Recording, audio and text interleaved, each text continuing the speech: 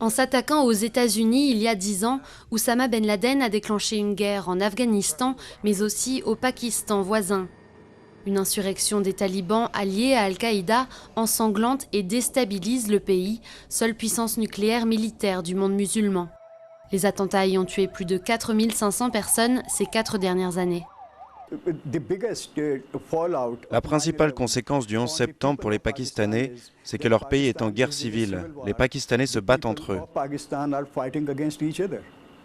Fin 2001, Ben Laden et ses lieutenants parviennent à fuir les troupes américaines en franchissant la frontière pakistanaise, presque impossible à surveiller.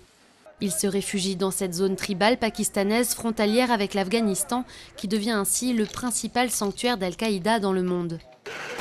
Depuis, les États-Unis ont contraint le Pakistan à s'allier avec eux dans leur guerre contre le terrorisme. Mais Washington accuse maintenant Islamabad de ménager certains talibans afghans dans leurs bases arrières, une idée confortée par le fait qu'en mai dernier, un commando américain héliporté clandestinement au Pakistan a débusqué et tué Ben Laden. Le terroriste se cachait à Abbottabad, ville garnison près d'Islamabad.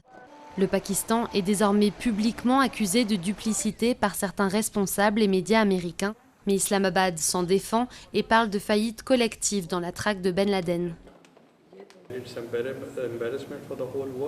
C'est embarrassant pour le monde entier car malgré la technologie, les renseignements et les informations, ils n'ont pas pu localiser cet homme pendant plusieurs années.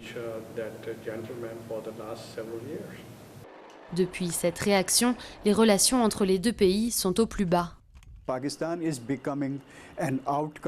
Le Pakistan est devenu un paria. Il devient suspect et il a été question de le classifier comme un État terroriste. Le Pakistan est dans une situation très dangereuse encore aujourd'hui, économiquement, stratégiquement et en termes de sécurité.